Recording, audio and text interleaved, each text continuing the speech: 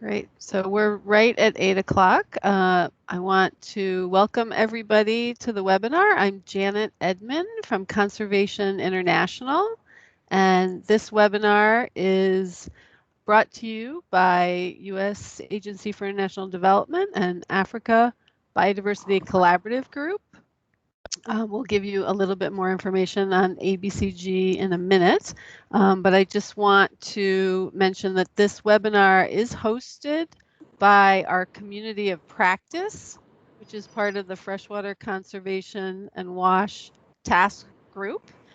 We have a great body of work that we've been working on for a good 8 to 10 years, bringing together conservation and development and WASH folks and health folks, and we're really excited to launch this guide, which we're going to give you a big preview of in just a few minutes. But just some housekeeping things. We are recording this webinar, so by participating, we have asked for, and you've hopefully given your consent to be part of the webinar. As you come into the meeting, please enter into the chat your name so we can tell who all's participating, and then also give us, to put us in the mind space, 3 ways you've used water in the last 24 hours. Just a couple of also things to mention, that today's webinar is going to feature work that is coming to you from Uganda and Jane Goodall Institute and Conservation International and our office in South Africa, which is called Conservation South Africa. So we've got some great field examples. You're going to hear from them. And then kind of previewing after the guide, you're going to hear how we've been using the guide. We will in the future be putting out a lessons learned report on how the people in the field programs have used this to advance our freshwater conservation WASH goals. So also just a big thank you to Evelyn from ABCG for helping us set this up, to Stella from JGI for being our ADAPT screen sharer, and also to CI's Freshwater Initiative for supporting this work as well. It's been a great collaboration. So with that, I am going to turn it over to Rebecca Goodman, who's the director of Africa Biodiversity Collaborative Group. So, oh, actually, here's our overview. Sorry about that. Here's our lineup of speakers, and now I'll turn it over to Rebecca. Great, thanks, Janet, and welcome everyone. Can everyone hear me? I hope.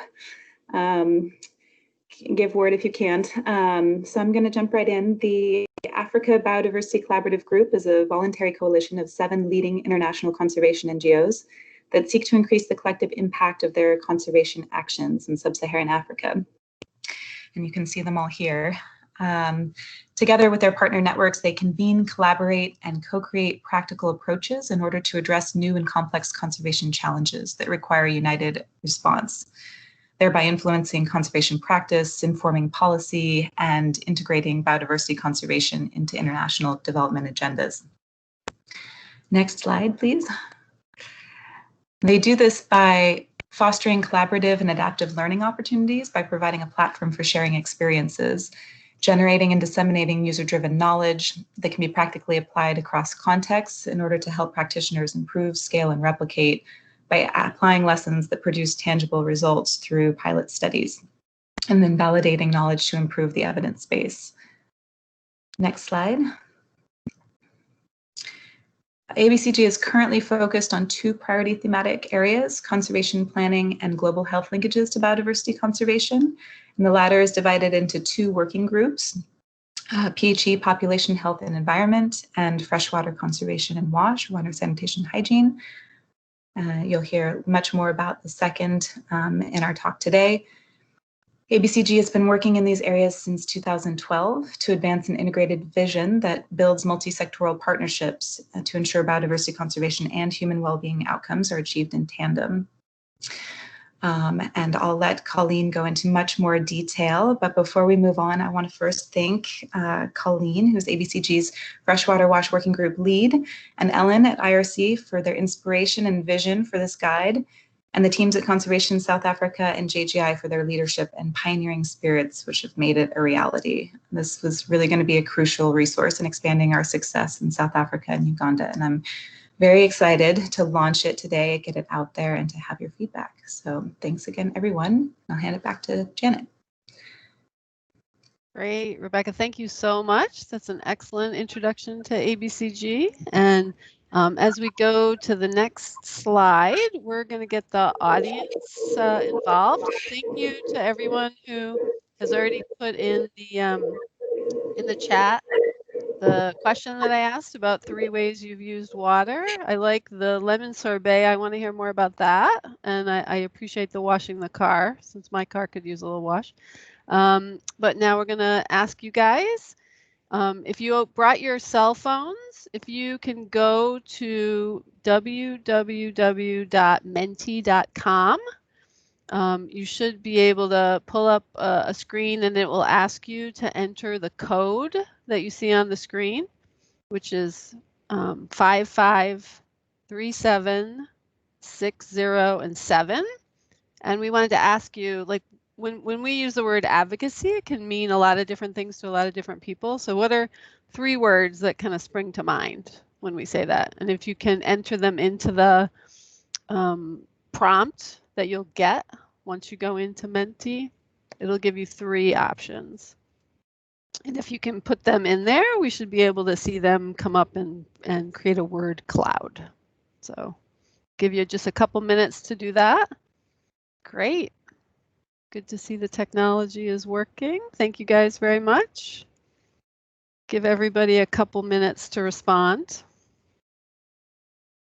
I see we have quite a range of experience on the webinar, so this is great to get your thoughts and your ideas.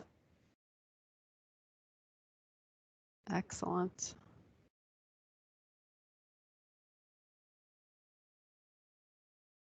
Great. Just give you a couple more minutes.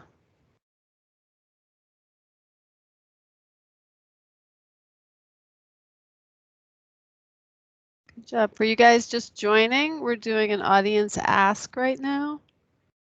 The directions are on the screen. If you can see them, we'll just give it a couple more minutes and then we'll move on to our next speaker. So this is great to see the range that we're getting. I see policy, I see lobbying, I see evidence-based, and definitely government. This is great to get your range of views there. Change and support, those are coming out real big. Excellent. Okay, so I think, thank you very much for doing that. You can maybe keep the window open on Menti because we're going to come back to it. But I think this is really good preview to show how many different ways we think of when we think of advocacy, and then how we can apply what we're going to learn in a couple minutes. So we're going to switch back to the presentation. Thanks again to Stella. And we're going to have Colleen Sorto, who's CI's Director of Development Partnerships. She wears many hats at CI, and she is also the head of our Freshwater Initiative Wash in Watersheds lead, and also the head of the ABCG Freshwater Wash Task. So Colleen's going to give us a preview of how we got here to this exciting launch. So over to you, Colleen. Thanks, Janet, and thanks for that introduction, and especially to Rebecca for her words, kind of acknowledging that, you know, what we're looking at is a body of work that's evolved over many years and has had great benefit from the partnerships and collaborations under ABCG. Just to make sure that everyone gets mentioned, really huge thanks to Conservation South Africa and the team there, the Jane Goodall team in Uganda, IRC, who's been an exciting partner for us to work with, our ABCG Community of Practice, which is our host today and part of our inspiration, WWF for their contribution and support. They are very involved in the ABCG PHE task, and we've been able to sort of connect and unite. And so with that, I'm just going to give us a little bit of background of kind of what our task does and how we arrived here. our task is focused on reducing watershed degradation and pollution through an integrated approach that aims to improve both ecosystem health and human health. And under that, we've sort of can characterize our body of work into two main areas. So the next slide shows what we really focused on in ABCG 1, which was that evidence base of what are these types of projects and what are those connections and what can we do to strengthen those connections, fill gaps, and make it kind of something that not just one or a couple organizations are focusing on, but all of us. So we started that through a white paper, working with a fantastic consultant who looked at 42 different projects in sub-Saharan Africa that had these connections. And from that white paper, we grew to say, well, one of the big things is there's a big difference between approaching a project as a WASH professional or with an ecological or biology background. So we responded to that need for implementers by putting together integration guidelines, which help practitioners design an integrated project. And the next piece that complemented that followed was the M&E framework, so that you could look at ways of measuring and evaluating these types of successes from both of those lenses, but then also looking at what are the value added indicators that can come in, or what's that sort of cherry on top from approaching something from a more integrated perspective. Then after that phase, in the next slide, we'll show you ABCG2, where we took them and put them to the test. Even though both tools were designed with experts and input from the WASH sector, from M&E experts, from freshwater conservation, we still wanted to see what did that look like in the field. And so that's where Conservation South Africa boldly stepped up and said, we'll give this a try in our work in the Eastern Cape in the Mzimvubu catchment, and JGI in the Alberton Reef of the Homia and Masindi districts in Uganda said, we'll also give it a shot. And both projects had some similar elements to them, even though each of them were very unique. They looked at restoration activities, protection of water sources. Both of them had sanitation and hygiene components, education and awareness building. And both of them were partnering very closely with government actors.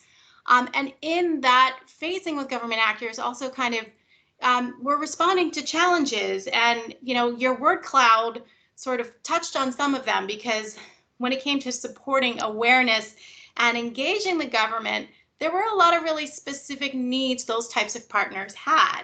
So in the next slide, we had a moment where these two things came together, because like I mentioned, ABCG under our task has a community of practice that is based in Nairobi and also in LinkedIn. And I've shamelessly promoted it in the announcements to this webinar. And that community of practice, when we're not staying home to stay safe, usually meets 1 to 2 times a year and has webinars like this to continue growing that evidence and seeing what are these experiences. And in August of 2018, our 2 field sites put together a lessons learned document, which had 6 lessons learned, one of them really looking at the sustainability of community projects and the relationship to local policy for supporting them in the long term. So we knew policy was part of it. But that was around just a few days later, we connected with Ellen and her partners under the Watershed Project, and specifically local Kenya NGO partners, Samuel Jakinda from the Neighbor Initiative Alliance, and Hako Barza, who was from the Center for Social Planning and Administrative Development, who talked to us about their experiences working with an advocacy strategy approach in Kajiado County, Kenya. And we were crazy impressed by the way that their advocacy strategy influenced how they interacted with all of the stakeholders in their project, and really thought through what are the challenges, barriers, and opportunities from the perspective of those different stakeholders. And we said, wow, we've had success and we've supported government, but we haven't really had this intentionality. And so with that, we followed up and started working with Ellen to create the guide we're launching today. and we worked through them through workshops in South Africa and in Uganda. And now we're looking to see kind of what fruit we're going to bear from that 1 year process. So with that, Janet, I think I'll pass it back to you. Great, thank you very much, Colleen. That's a good start to see how we got here. Excellent. So if anyone has any questions or clarifying questions, I'm going to ask people to put it into the chat. I also saw someone had their hand raised, and I didn't want to disrupt the flow. So if somebody can, whoever that was, put their comment or question into the chat, that would be great. Hopefully everyone is still able to see everything and hear us. We're going to ask the audience to get involved again. We really appreciate your participation, and we want to keep you engaged. So we have another question with the Mentimeter. So again, take your phone, go to www.menti.com and type in the code that you see on the screen, which is 5537607. And we've given you a couple options for how you may have used advocacy in your work already. Maybe these are not the best options, but let's give it a try, see what we get. It'll aggregate everyone's responses. So it's used advocacy for policy formulation, used for convincing key actors, I don't know, or I haven't used it. Those were the options. And there's probably many more too. So let's give people a chance to respond. So it looks like definitely some people have used it. Looks like we have a good basis for discussion coming up. So that's perfect. We'll give it a couple more minutes. Very exciting to see no one has put in the I don't know. Great. Excellent. If anyone also wants to put into the chat some examples of how they have used advocacy, some ways that they think can help inform our discussion going forward, that'd be fantastic. I see a lot of colleagues on the chat who have, I know, used it. So does anyone from the speakers group want to comment on anything that we're seeing?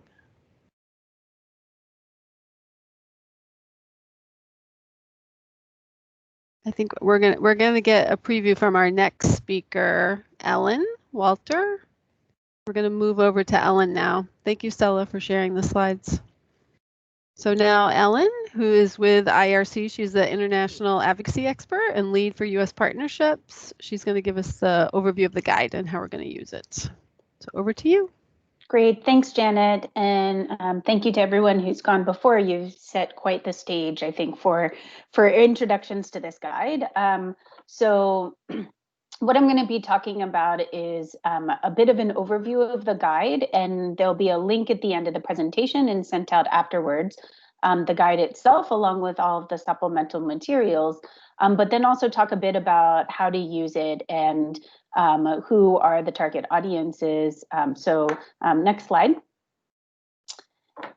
So the overview of the guide and kind of the way that we've laid out the guide, it starts with background. And the background, I think, is really interesting and has been covered by what our previous presenters have talked about, and especially what Colleen had mentioned about the role and the need and the recognition of the need to engage with decision makers and those that hold power related to policy and influencing through the angle of freshwater conservation and WASH.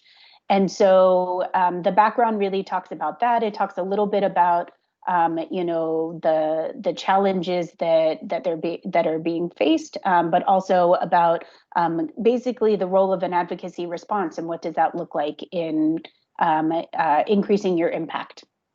Then there's an overview of the guide itself that walks through all of the different aspects that are held within the guide, how to use it, why to use it. And then it talks about the preparation for the workshop itself. And because it's a facilitator's guide, It really goes through the day-by-day facilitation. It walks through each of the steps that I'm going to cover in a minute. And it talks about the way that it's set up is day by day. So the workshop is for 4 days. And it goes through kind of step by step everything that you would need to know. And then it talks about the closure of the workshop. And then the last piece is around really resource mobilization for advocacy. And we felt that that was a really important piece because advocacy is often something that is has been difficult to fund in the past and plays such a critical role that identifying ways to incorporate this into incorporate advocacy into your general programming, but also how to mobilize resources specifically for advocacy. Next slide.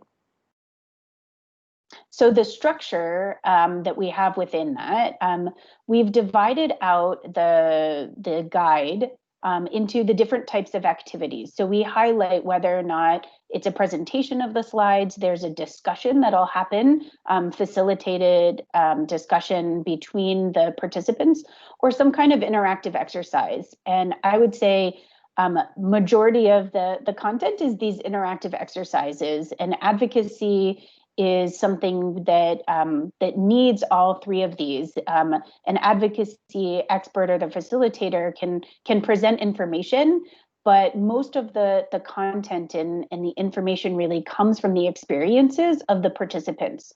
The discussions are key and extremely important, and the exercises, as I said before, are very interactive, allowing people to start to think outside of the box about how they might already be applying advocacy in their work, but also about what they could be doing and practicing skills along the way.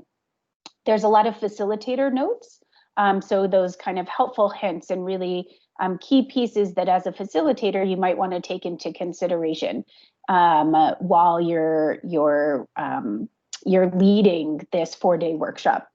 There's key terminology. There's case studies and examples. So we've used examples from the workshops and from the information that we received and case studies to try to guide us through. So we're grounding a lot of the conceptual pieces with concrete examples. But one thing about the guide is that we're not providing all of the examples. That comes from, as I said before, the discussions and the fruitful discussions that happen throughout the workshop. There's key terminology and concepts. A lot of times in any work that we do, there can be a variety of different definitions and other things that allow us to to gain perspective and to provide that foundation for the work that we're doing. So we made sure to provide the key terminology and the concepts that were needed.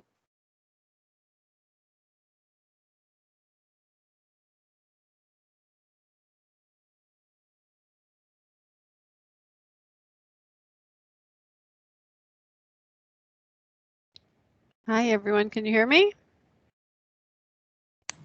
Yes, we can hear Yes. you. But we lost Celine. I think we lost. I'm back. I'm back. Okay. Yeah, I'm not sure what happened there, but I'm back and everybody's back, I hope. That's okay. We knew it was going to happen at some point, right, Ellen? We knew. Yeah.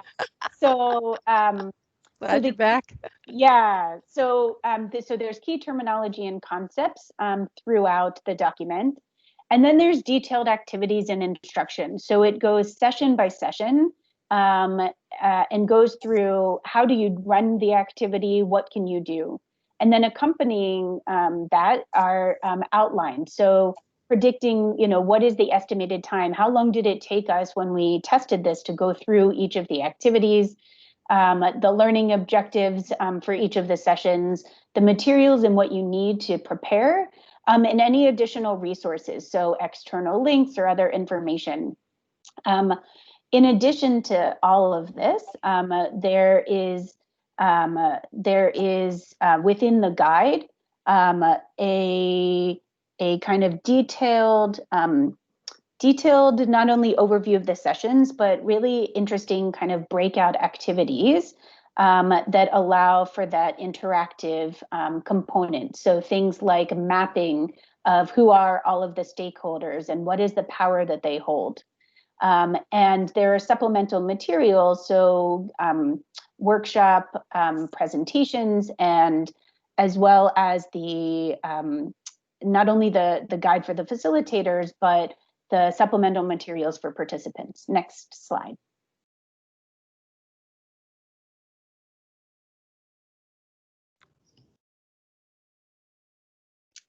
Great. So I'm still seeing the same slide, but if it's stuck, I'll just continue to talk and we'll try to get up the next slide. Please continue. I think it's loading. Yeah.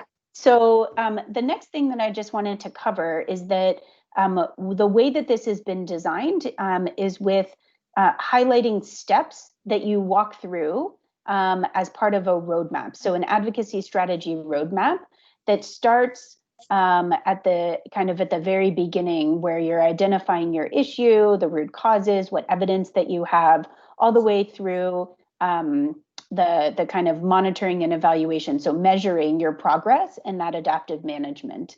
And so one of the things that I wanted to note was that this is not really a linear process. There are steps that you go through kind of from beginning to end, and that's how the workshop has been designed.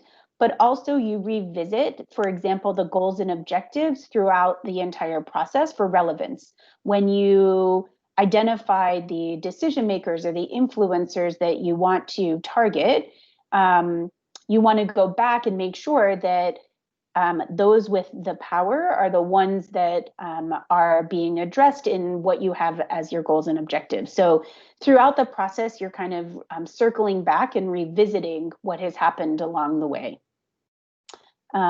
Next slide, if we can get there, and if not, that's okay. So the detailed steps in the process, as I said before, we start with the advocacy issue.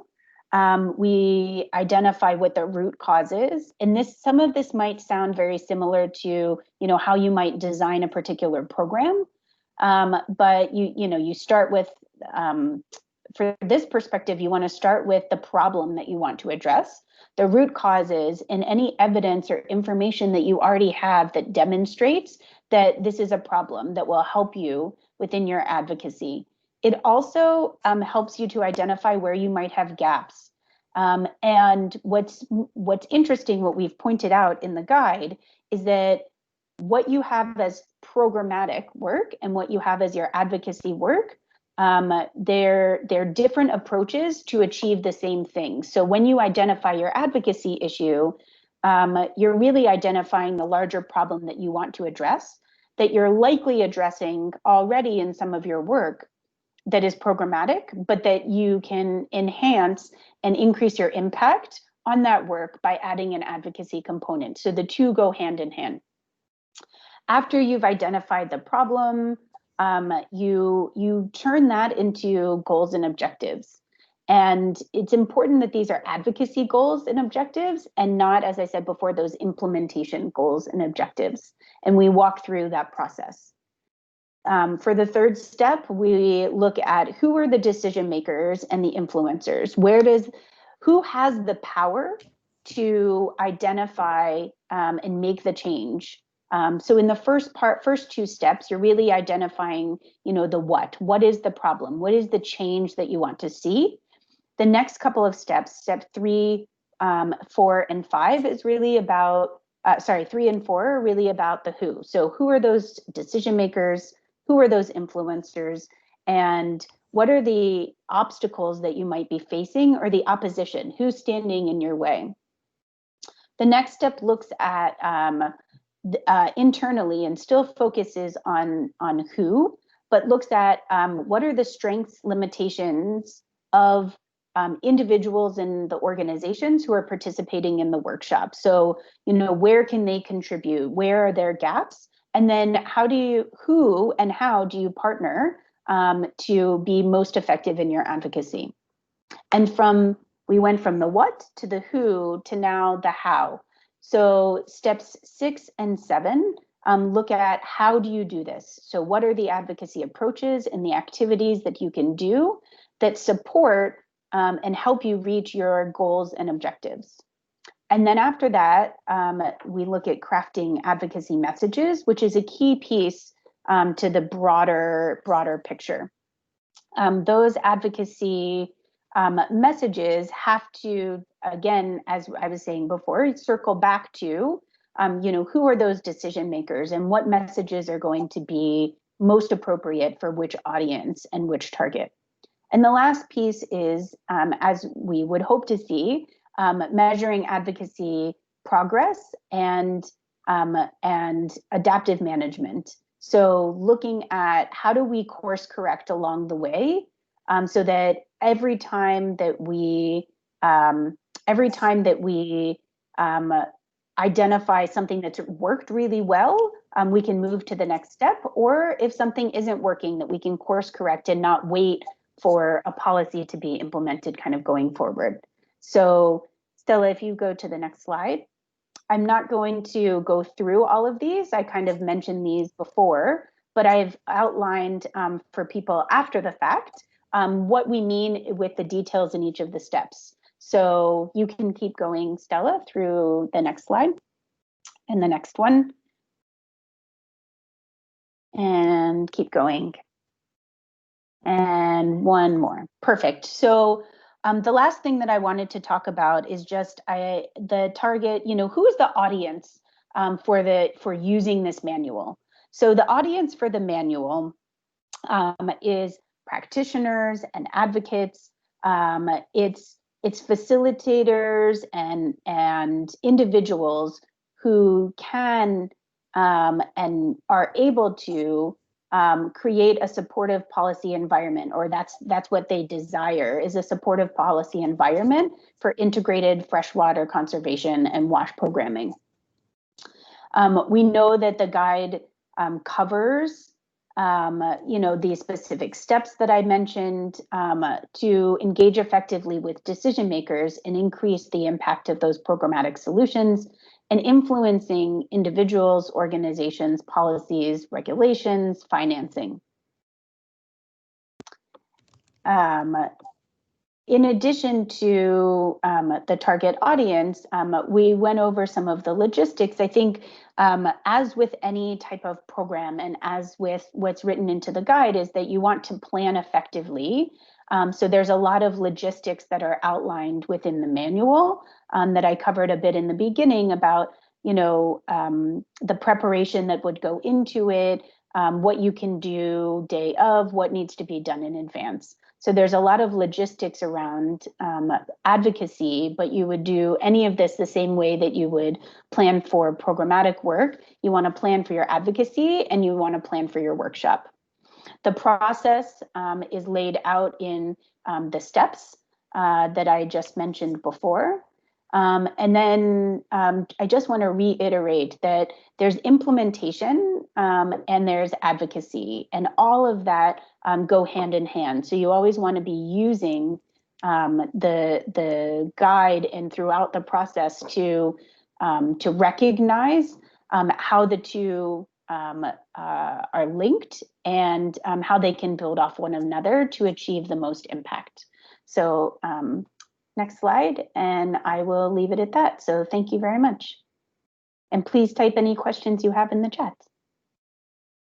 Great, Ellen, thank you so much. That was very, very comprehensive. And I know, having gone through the training myself, that oftentimes I think we have in our minds what we want to accomplish, but we're not quite clear. So you laid out so well the steps and how you really crystallize, like you said, the context, the players, the what we want to achieve. It's really, really helpful. And 8 steps may sound like a lot, but it goes really quickly and they build on each other logically. So I'm sure if anyone has any questions, you can put them in the chat, and we can also, during the question and answer, come back to Ellen to give us some guidance.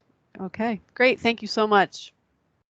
And I think now we're going to hand it over to Peter We're going to go all the way to Uganda, and Peter is the Director of Programs for the Jane Goodall Institute. He's been there for 16 years, so he has incredible experience to draw on.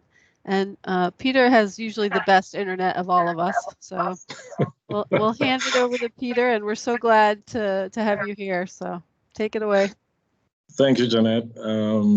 Well, it's a pleasure being here, and over the next couple of minutes, I'll be speaking to the experiences with the advocacy planning and advocacy in practice. It will really be building largely on what you've just heard from Eileen. Like you've heard, I'm Peter Appel from the Jane Goodall Institute in Uganda, and we've been applying this tool in Uganda, and the next couple of slides will speak to that. Next slide, please. Well, as a matter of background, you probably heard from Colleen earlier, a resource has been developed to help promote the benefits of cross-sectoral wash and conservation policies. And in Uganda, we've been piloting this methodology in local villages in the Albertine Rift region of Uganda for almost the last 6 or so years. And this advocacy process is really one of the, we've culminated to this over that period of time.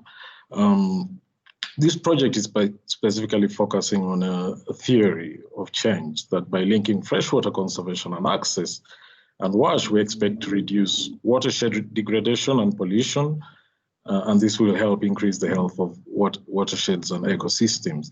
So, like you've heard from Eileen, we've been implementing this project for a long period of time, and over this period, we've managed to make some inroads and achievements in terms of this integration.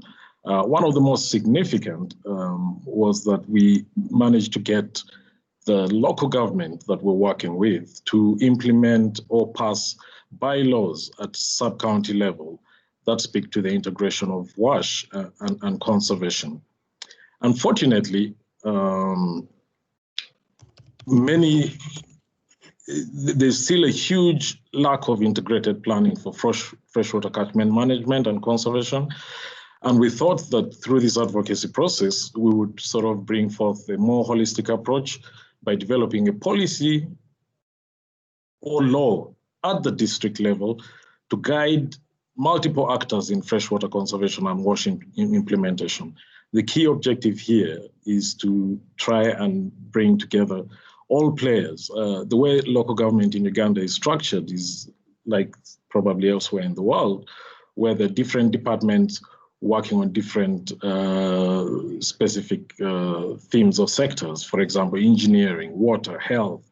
But each of these departments work alone and they have separate budgets. And yet there's a lot of cross-cutting elements that could technically complement each other. Unfortunately, this has not been what has been done. And so through our advocacy policy, next slide, please, we thought that we would influence this process. Now, I'll take one step back. From an advocacy perspective, purely, I've had absolutely no previous experience, and neither have we as JJ in Uganda applied any advocacy strategy in the past. And so for us, this was a real great opportunity to try and bring on new skills and a new tool that we can use to influence our program objectives. As you can see on the sides, we have attempted in the past doing advocacy once in a while, but nothing has really worked. So next slide, please. So with support from ABCG and this advocacy tool, a workshop was planned to try and influence and give us the capacity to be able to apply advocacy in our wash work. The focus of the workshop was largely to introduce advocacy and create a foundation of knowledge and understanding of the advocacy concepts and approaches, to understand our current advocacy priorities as the Jane Goodall Institute in Uganda with respect to the ABCG portfolio, and to apply the key elements of this strategy design to sort of tailor messages and influence audiences. And finally, to build upon and learn from existing advocacy influencing and experience and expertise. So a workshop was planned last year, in the middle of last year. Like you've heard from Eileen earlier on, the first step was that we were provided with pre-workshop tasks and assignments, which helped us contextualize and understand exactly what we wanted to achieve. That preparation was right before the workshop was actually run. And then once we filled up the forms, giving detailed background on what we wanted to achieve through our advocacy strategy, this information was sent back to the workshop facilitators, which they used to prepare for the actual workshop here in Uganda. And so I'll dive right into the workshop. Next slide, please. You've seen these various steps as outlined by Eileen during the workshop, and I'll largely speak to each of these steps and our personal experiences. After submitting our background and the information that provided the foundation for us defining an advocacy strategy, obviously the next step was for us to define who our target, who this workshop would target. And in the context of JGI Uganda, we are the practitioners and we're meant to be the advocates. So the workshop was targeted towards the key JGI staff who are routinely implementing programs here in Uganda. We had a team of about 6 or so individuals. We also had one person joining us from another organization. Our overall objective for this advocacy workshop, the main issue we wanted to address is that we recognize that there's a lack of integrated planning for freshwater catchment conservation and water supply, sanitation and hygiene at district level. And our main objective was to try and influence this, this process. And so if you see, as part of the advocacy roadmap, this is a beautiful picture drawn by Stella, who is very good at drawing these graphics. I will go through a step-by-step process. I won't go through the entire chain, but giving our individual experiences and what we felt during the workshop. So number one in the advocacy process is to try and identify the issues and the root causes. That for us was relatively straightforward because over several years we'd been implementing a project and we knew what our root causes were. Like I just highlighted above, there was a lack of integrated planning between the freshwater catchment and conservation planning at district level. And the causes were also quite easy to identify based on the guidelines of the workshop. However, from a personal experience, on step number one of this process, we felt that when it came to the evidence base, that helped us do a very in-depth critique of what clear evidence that we had as the Jane Goodall Institute in place that can influence the desirable change.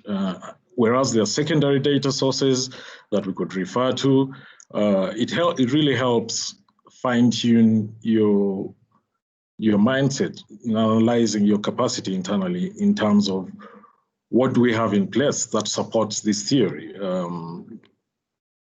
So we had to look deeper into our systems, what records do we have that support what we wanted to achieve. And this was really a very helpful process because it helped us come up with various different sources and do much more in-depth research, which enriched, at the end of the day, enriched what resources that we had. On step two, it's relatively direct, defining our advocacy goals and objectives. The main goal of this was that we have to think outside our organization about what change we would want to see and the root causes identified in the above sections and outline the objectives that should be SMART. And this is just like Alina said, like in any other programming, when you're doing your normal programming, the definition of goals and objectives would be the same. However, when we got to step 3, in the Ugandan case, for us, it was a really big eye-opener because this is the point where we are defining and identifying our decision makers and influencers. Over the years, we have worked as Jane Goodall Institute in implementing various programs within our target area, and we have worked with local government, as you heard from Colin's presentation earlier. And within those various institutions, we had specific people we were working with. But this exercise really opens your eyes to see whether you're talking to the right people, even if it's the top gun within a specific ministry or government department, whom we have continuously engaged. Going through this process and discussing with the friends and colleagues who are at the workshop, at the training workshop, really opened our eyes. And I must confess, in some instances, we found that some of the people we were talking to or decision makers that we were talking to actually ended not to be those who would be the ideal or primary focus of when you're coming to doing an advocacy strategy. And so we had to begin rethinking our entire approach on who we work with at local government level. And in some cases, we found that it would be much easier to work with somebody who is at a lower tier to achieve a specific influence. So we had quite a bit of debate among our colleagues who would be more influential than the other, who is a decision maker. You'll find some of these decisions and definitions within the manual, which will be shared later. And who are the influencers whom you want to specifically target with your advocacy work. Subsequent to this, we also had to assess our strengths and opposition and obstacles, but that is relatively straightforward. But another one I would want to speak to is looking at our strengths and our limitations and partnerships, because that also opened our minds quite in terms of what we have been doing previously, because this really provides an opportunity for self-critique. We have to assess whether we have the people with skills in place, do we have the knowledge and commitment to conduct this advocacy work? Are there resources available? Do we have a track record and reputation to do this? And any relationships maybe with partner institutions to support our advocacy strategy? And I already mentioned earlier the resources. So it really opened our eyes, the entire exercise of going through this. Every single step that we progressed gave us an opportunity as an institution to self-critique and assess how well we are actually aligned to carry out this advocacy process. And in doing so, it also gave us the opportunity to begin to assess what gaps we have and what we need to bring on board in order to be able to have a successful implementation of this advocacy strategy. For example, like I mentioned above, I've never done advocacy before, and we didn't have the requisite skills within the context of the Jane Goodall Institute. But assessing this and understanding it helps put us in a place where we knew exactly what we needed to bring on board, either leveraging it from other partners or other people who would then come and help us influence the strategy. On number 7, the 7th step in the progression is developing of the advocacy messages. This was quite an exciting process while we're doing the exercise because it is easy once you get to the point where you have your goals defined, you have assessed your strengths and weaknesses, your partners, who you're influencing. But in order to get your message across, it is really critical that the message that you're passing across speaks to the advocacy objective that you're trying to achieve. So you have to be thinking about what messages do you need. You have to summarize your position and the change that you want to bring about. And it's not that straightforward. In our exercise, it took us a lot of back and forth. It was quite participatory. We would break into smaller groups and come up with our messaging and then bring it back into the plenary and get feedback both from the facilitators and the audience. And you'd see that it wasn't that straightforward to define these messages, but with the guidance of the facilitators and the manual, we finally managed to tweak the messages to fit within the context of what we're looking for, because we had to tailor the messages for the specific audience that we're targeting. In some cases, we had to frame the message because the different type of messages. Short messages, you'd probably want a 1-minute message if you met your specific target for your advocacy strategy in the corridor, and you'd want to throw out one statement. All this we captured during the workshop, developed several 1-minute messages, developed much longer messages that would probably put into a white paper speaking to the cause. And the messages really should be quite clear to elicit actions from the person that you're targeting. And finally, step 8 in measuring progress and adaptive management. Unfortunately, we haven't yet got there.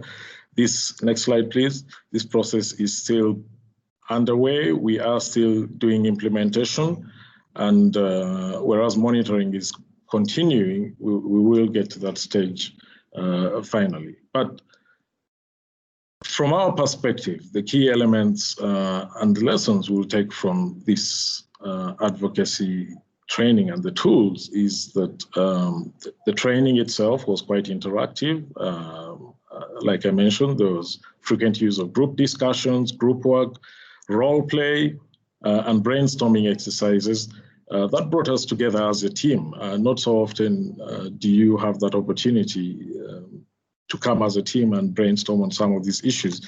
Getting different perspectives of different officials and officers helps sort of gel us together. So it was quite exciting. The trainees at the workshop, we took responsibility for our own learning. This is one of the things that I really appreciated a lot. The stepwise process as outlined by Lynn and what we experienced here in Uganda, we literally were in control of what decisions we're taking based on the guidelines of the manual piloting in developing our advocacy strategy. The emphasis, like you see there, was on doing and learning while you're actually developing the manual. And I must say, at this point, by the end of the workshop, we almost had a complete document, so to speak, over the 4-day period of the workshop. We had a manual that really defined our strategy as the Jane Goodall Institute in Uganda in trying to influence integration of WASH with conservation. So the exercise was quite enriching for us. And usually in the past, for tools such as these, the workshops that I've attended, you are trained, your capacity is built, and then afterwards you go and apply it and probably seek support from the facilitators while they're far away. But in this particular case, we had this manual pretty much tied by the end of the workshop. And all we had to do is go back and tweak it, just tie loose ends. And we had a manual relatively complete and ready for implementation immediately after the workshop. Next slide, please. So in terms of our lessons, again, the take-home message for me is that the ideals and principles in this process can be applied elsewhere. You've heard from Eileen, you can apply it within your programming, separate from purely your advocacy process. And this is something that we have begun doing as the Jane Goodall Institute. The exercise that we went through was specifically geared towards developing an advocacy strategy for WASH integration and conservation. But in going through those processes, we identified gaps and opportunities that we're applying elsewhere in other projects. It also helped us frame a process of identification of key actors to push the agenda for advocacy, but also for other programming. Like I mentioned earlier, by defining who the decision makers and influencers are, you begin to rethink, have we been talking to the right people? Maybe that has had an impact on the level of success we have achieved with the various programming. And so just that section, which helps us define the decision makers and influencers, made us go back to the drawing board and totally rethink who we talk to, who we approach to push through a specific agenda. And this has been quite helpful in influencing the way we're programming here in Uganda. The process has also been very helpful in improving efficiencies and reducing costs, especially in our programming on the ground and with the specific reference to the ABCG project. In our case, we're trying to integrate WASH with conservation, but more specifically to bring the different departmental heads working in the different sectors to recognize areas where there are crossovers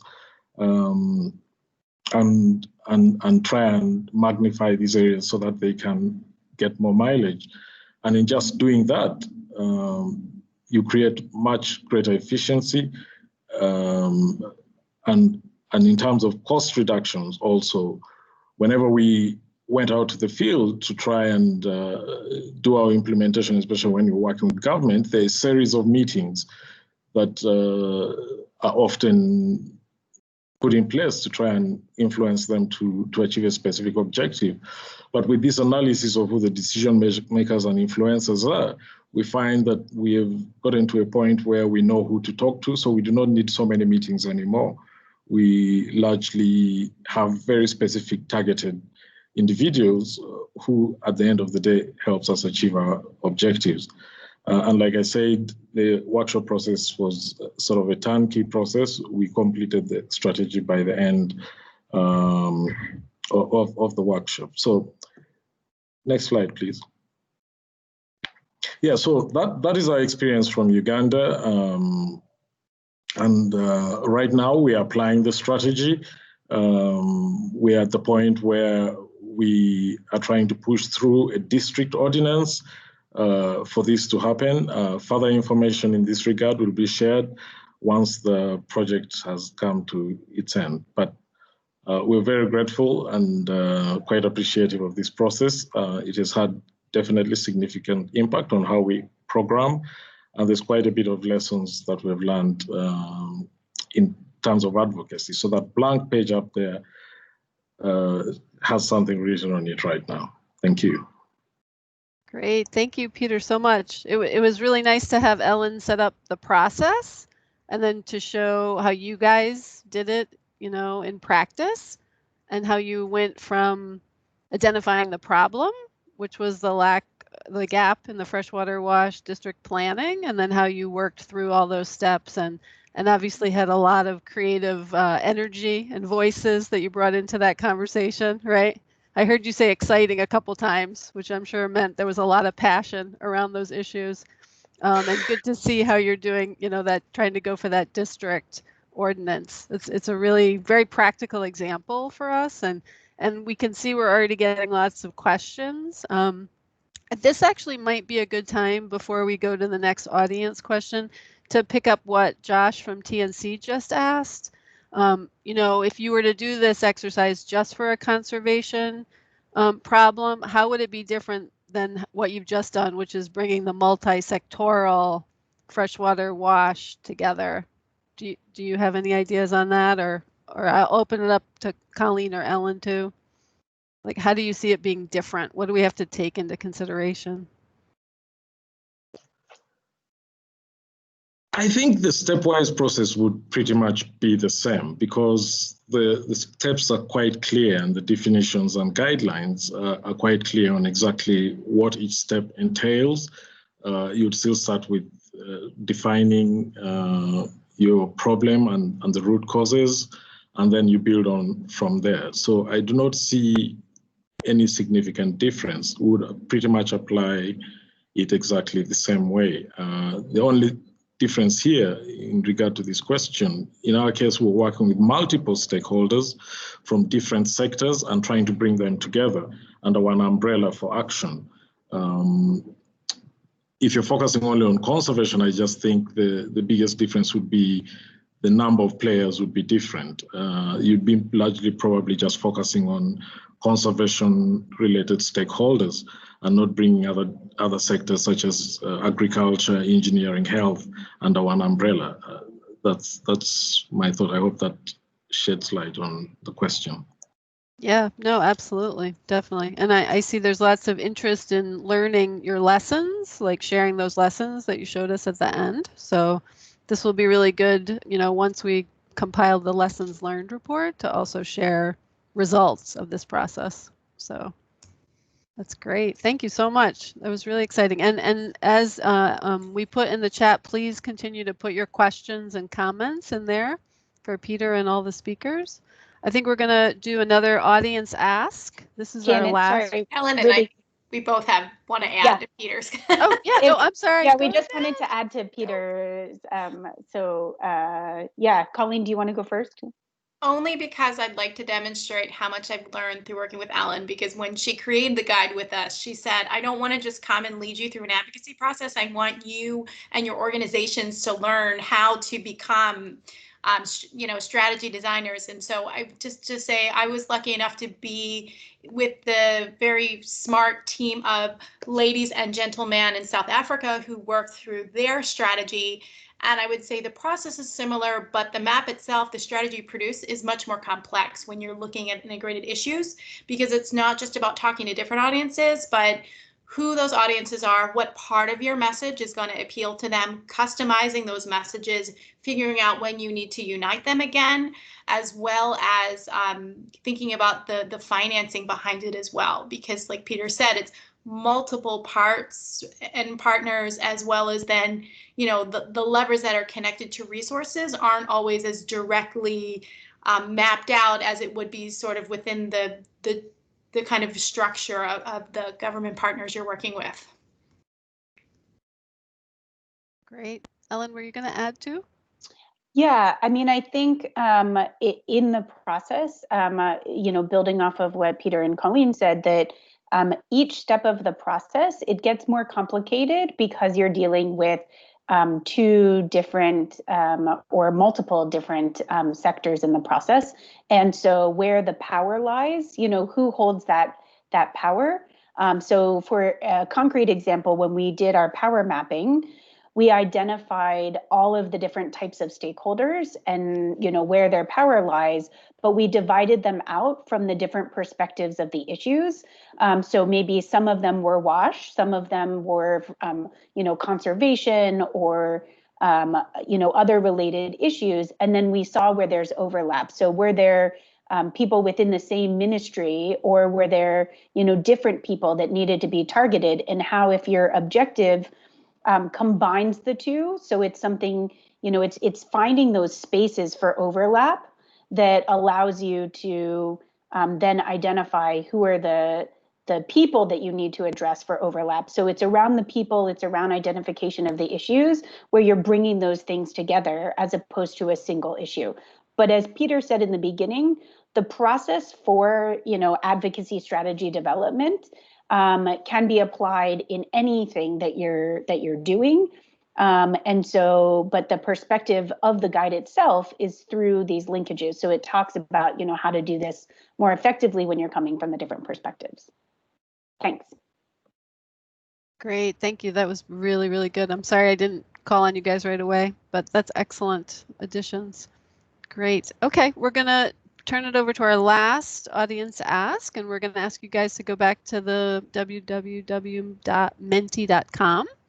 And our question is going to revolve around, how do you all on the webinar, how do you think that you could use this manual in your work? And we gave you some prompts. We ask you also if you have something in the other category when you respond, if you want to put that in the chat, and we can pick up on that in the discussion period that we're going to have just a couple minutes. So if you guys can put into the Menti, we can see how it's going to sort out. It will aggregate. We have one brave person who's put their stuff in there. We'll give you guys a couple more minutes. So this is great to get your input, definitely. Thank you so much. Excellent. And Josh has thanked our presenters for their very helpful response, which is great. So good. So we're definitely seeing, looks like awareness raising and policy engagement are winning right now, kind of vying for the top. So we definitely see some ways that we can use the guide, which is great. It's really good. Excellent. Oh, there might be a one other. Looks like there's a tiny sliver there. So if someone wants to type in the chat what they have in mind on the other for how you could use this manual, go ahead and do that. Great. And I think that's really, really helpful to see. I mean, all three of those options look like they will be really, really useful for the guide. So great. Thank you so much. So now, as our last speaker, we're going to give our closing remarks session to Jessica Torrance-Spence, who is in the USAID Bureau for Africa. She's the Deputy Director Chief for the Division of Economic Growth, Environment, and Agriculture. And that's in the Bureau of Africa. So we're going to give Jessica an opportunity to give her reflections on what she's heard and how she thinks that we can, as a community, use the guide going forward. So Jessica, we'll turn it over to you. Great. Thanks, Janet. Good morning, good afternoon, everybody. Yeah, my name is Jessica Torrance-Spence, and as Janet said, I'm with USAID's Bureau for Africa. As mentioned, I have the pleasure of serving as the Agreement Officer's Representative, the AOR, for USAID's award with ABCG, and I'm very happy to have the opportunity to say a few brief words this morning in support of this publication. As I've been listening to our ABCG and IRC colleagues, it's really encouraging to hear how they're working to improve water conservation and human health outcomes by reaching out to multi-sectoral partners to create alliances for change. This culture of applying multi-sectoral approaches to promote effective biodiversity conservation is one of the great strengths of ABCG. This session continues that much needed tradition and really shows how strong partnerships like these can advance our mutual integrated goals of biodiversity conservation, water conservation, WASH, and human health. So as it's been discussed by our speakers, although advocacy is a critical starting point in improving freshwater WASH management, it can often be overlooked. And at the same time, it's important to remember that advocacy is just the first of many steps to improve freshwater WASH management, not the end result. Even after successful advocacy, much implementation work remains to be done. So just a few comments on how the technical review process in USA went. As we passed the guide and its many around the agency's biodiversity conservation and WASH communities, many people commented that these materials are really comprehensive and that they fill a real need in the sector in strengthening water governance and policy for protection of freshwater resources. So we look forward to supporting and participating in the next phase on dissemination and uptake of these tools. And I also hope that we'll have the opportunity to involve our USAID colleagues in future trainings, either in the US or overseas. So thanks very much for this great presentation, and I look forward to what comes next for this very important guide and methodology. Thank you. Great.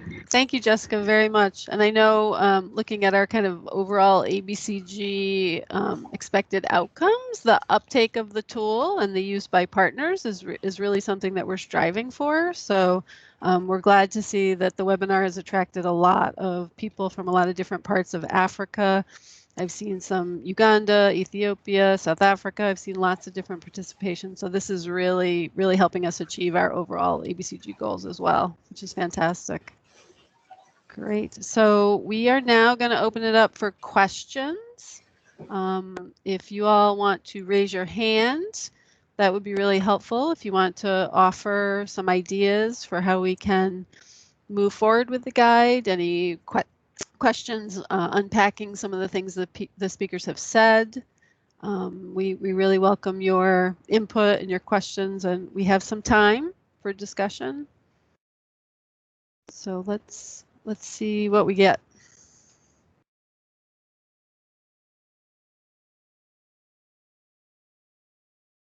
Maybe I'll start it off with one of the questions I heard in one of the speakers. I think it was Ellen who talked about the difficulty of fundraising for advocacy. And I'm wondering if any of the speakers have any ideas for how we can, package some of this work to be more attractive to donors, and how we can maybe put some thought behind that. I don't know if anyone wants to take that. Hi, Janet. This is Ellen. I'm happy to take the first step. So I think there's several ways. Advocacy can be something that's funded as a standalone program or project, which is some of what we've talked about, as part of the implementation of an advocacy strategy. But I think that there is a great opportunity to integrate advocacy, as most of the ABCG partners who have implemented this, and the watershed partners that we've been working with IRC under our Dutch-funded program have done, is integrated it also with other programs that are already there. So using it as a side-by-side, it's an approach, and it's having the strategy itself was an opportunity to see how that strategy fits with an implementation strategy, and how you can really increase your capacity. So I think when you're kind of, we'll say, pitching or presenting this to donors to get it funded, that it's an additional activity that supplements and increases the impact, but is part of your regular programmatic work, as opposed to something standalone. I think there's also an important role that the, not even just the ability to measure the progress of your advocacy strategy, but the advocacy itself, and how do you demonstrate, effectiveness? How can you measure the impact that you're having with your advocacy, so that it's something that is appealing and shows donors that there is this opportunity to really change something that's very high level, whether it be a district level policy or increases in funding at a district level. How can you demonstrate that impact most effectively? And I think that is a really important piece that donors are always looking for, getting kind of a bigger bang for your buck, if you want to say. So yeah, I think there's two different approaches, or multiple, I think, in how you can pitch it. Great. Yeah, that's really helpful. Do any other speakers want to weigh in, or any of the participants? Just to say, from a CI Wash and Watersheds perspective, and our work in South Africa as well as other places around the world, we're using the guide and the methodology to help us think about it in two different ways. One is like a key ingredient to the sort of cake we're already baking. So like Ellen said, it's about making sure it can work in tandem, but then also efficiency of resources, so that, as we put things together, it's included, and we're making sure that we're really reaching our goals and our theory of change through bringing this as an element. And the other part is as we search for funders and donors who understand this key component, and that relationship between kind of what we're doing on the ground and sort of getting started, and the sustainability factor, it also really helps us clarify and define and give us something more appealing as well as packaged for that type of donor. And I would say that the third piece comes to that leverage, and it's kind of what Ellen was just talking about. So maybe, you know, the results of our advocacy efforts and that have been in our first two components opens up opportunity to fund or make changes or make resources available, which may flow into the kind of on the ground community level work we're doing, and maybe it doesn't, but it helps expand the reach. And so that's how we're thinking about it from the CI perspective. Great. I was waiting for an analogy. I was waiting for a cake analogy, and we got one. The key ingredient, right? It's really important. Does anyone else have any questions that they want to put into the chat? I know I have one for Peter. Based on what he said, he talked about messaging and the importance of being real clear and crisp in 1 minute. And I wondered how hard it was to do that, you know, culturally, since we're used to kind of taking our time. Like, what kind of key tips or things that did you guys use to make sure your messaging was crisp and clear? And was that real challenging? Yes, it is. It is very challenging, and you're right. And culturally, I think it's one of those sessions during the workshop training that we went back and forth quite to refine the messaging. But ultimately, once you've defined the overall goal and objectives of your advocacy strategy and the specific targets, whether people you seek to influence, this helps tie together the messages. Basically, we're asking ourselves what kind of messages we need. We have to summarize through exercises facilitated by Lynn and Stella our position on the change that we want to achieve. So with the overarching goal and the objectives, it's that summarizing of the position and change you want to bring about that actually creates the content of the message. Some messages can't really be summarized.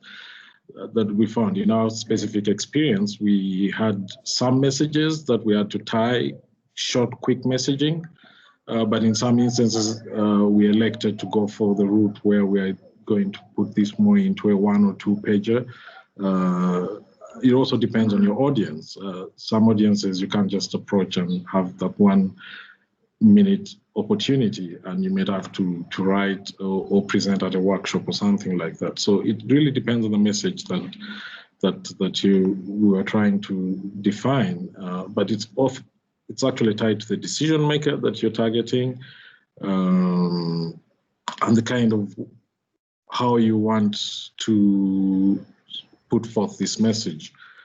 I don't know whether that sheds light on your question. Yeah, it does, and it shows the different messaging techniques too, right? Like you talked about that 1 minute message, like we call it in the US the elevator speech, right? When you get somebody in the elevator and you only have a minute, versus the 2-pager and then the larger. It just shows the range of messaging, right, that we have to think about. Yeah. And that's the beauty with this exercise. By the end of the process, we came with different sets of messaging for different scenarios. And so it gives us the tools when we walk out to implementation. We're already ready to take whatever opportunity presents itself, because we have the short messaging defined, more detailed messaging, where presentation messages and yeah. So at the end of the day, like I said, it will depend on your summarizing your goal and objective into that clear and concise message. Yes, which definitely we can all use practice on that, right? Definitely. That's great. Thank you. If I haven't seen Janet, sorry, I just wanted to add one quick thing. I think as I was taking notes, Peter actually just checked off all of the things that I was going to say. So that's great. But the only thing that I would add is that the most important thing for the messaging, which is often so difficult to do, is to know exactly what the ask is, right? What are you asking someone to do? and making sure that, as Peter said, you're taking the opportunity when it presents itself, but that there's that very clear, what is it that you want them to do, even if you only have, the time it takes, in an elevator or to get a cup of, tea during a break versus, a formal sit-down meeting, but making sure you're getting that across. And that's often, I was really impressed with the Uganda team and the South Africa team to be able to, be in those situations and role play those scenarios where they're able to distill those things and bring that ask forward. So yeah, it's really, really great to see that. And it's a fun activity, I think, to do during the workshop. Right, to challenge ourselves. Great. Excellent. I don't see anyone else's interventions in the chat. So I'm going to ask maybe everyone, picking up on something that Jessica said in her remarks about how the guide can be used. If you guys have any ideas for target audiences when we go to disseminate this, there is obviously a lot of need in Africa for the integrated freshwater wash messaging. We have our USAID colleagues as a target audience already, but if there are other targets that people think we should be promoting this work to, it would be great to hear from anybody on the line. We do have, at the end of the webinar, we'll put up the link to the guide and the annexes, and will be accessed on the IRC platform, also linked to the ABCG site. So we really would like to hear from you all who else we should be really reaching with these great tools. So we would love some ideas.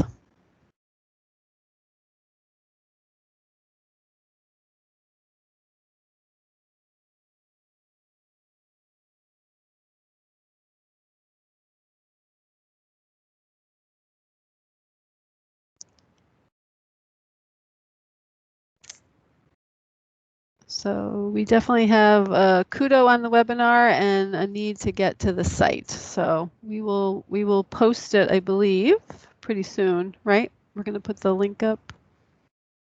So, and I do want to thank everyone. I want to again thank USAID and ABCG for giving us this platform, and for IRC for really leading us through and helping CI and JGI and ABCG bring this vision together. We have a slide, I think, that Stella is going to advance, which will give us the link. And yes, we are definitely popping the champagne. We have brought this thing from the original inception, the little seed of the idea, and now here it is, and beautifully designed and very easily accessible. So you guys all have the link in the chat, and as we've said throughout the meeting, we're going to post the documents and the recording of the webinar. They'll be on that link that you see in the chat at www.ircwash.org. And we are very much interested in getting feedback and partnership and having everybody come together and help us move and advance our goals on this. So just one other shout out. This was a Community of Practice sponsored webinar, and we're going to have another one on September 23rd. We're going to hear from the Watershed Program, which is going to be talking about integrated water resource management and WASH links, and how organizations, CSOs can advocate more for their integration. So stay tuned for lots of more great information. So I think we'll leave the meeting open just for a few more minutes as people want to put their comments in, but I want to thank all the speakers. Thanks to everyone for giving such a great overview and presentation, and this is such exciting work to see having come through.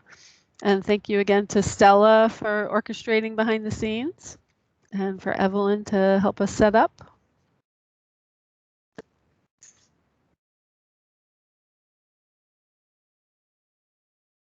And this has been a great way to start the day.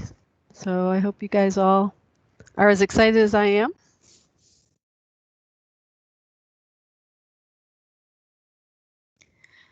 Thanks, everyone. And I'll be popping into your inbox later today with the link.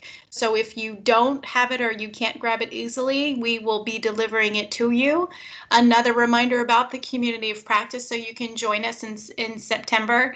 And for those of us who have an acceptable hour, perhaps Evita in the Netherlands or here in Uganda, please pop the champagne for us, and I'll wait until at least noon. But thank you to everyone who has contributed, and especially to IRC for becoming part of the ABCG family. We're really excited to take it forward from here. Thank you. Thanks, Thank everyone. you.